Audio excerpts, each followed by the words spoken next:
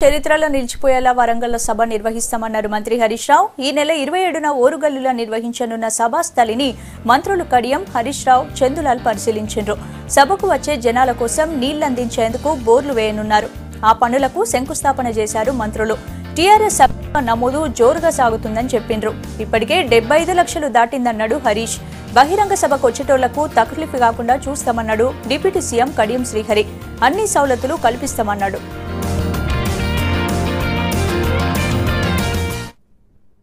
ఈ బహిరంగ సభకు తరలి వచ్చే ప్రజలందరికీ కూడా ఏ రకమైన ఇబ్బంది కలగకుండా ఏర్పాట్లు చేసే ప్రయత్నం చేస్తున్నాం.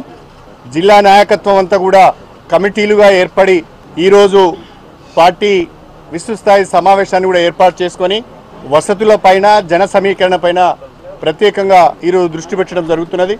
ఈరోజు వరంగల్నే కేంద్రంగా వరంగల్లోనే ఈ బహిరంగ సభను ఏర్పాటు చేయాలని గౌరవ ముఖ్యమంత్రి గారు నిర్ణయం తీసుకున్నందుకు ప్రత్యేకంగా జిల్లా పార్టీ తరఫున ప్రత్యేకమైన ధన్యవాదాలు తెలుపుకుంటున్నాం.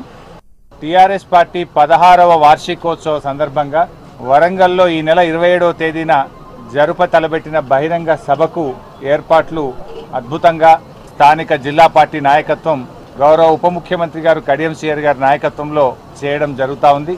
ముఖ్యంగా వరంగల్ ఆనాడు ఉద్యమాల్లో అద్భుతమైనటువంటి ఊతమిచ్చినటువంటి జిల్లా వరంగల్ జిల్లా.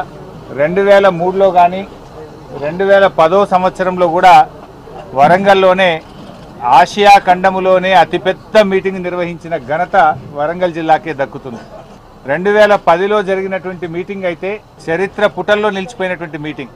2010లో ఇదే ప్రాంతంలో జరిగినటువంటి బహిరంగ సభ తెలంగాణ రాష్ట్ర ఏర్పాటుకు ఒక ఊతమిచ్చినటువంటి సభ ఆ రోజు వరంగల్లో ఇదే ప్రాంతంలో జరిగింది.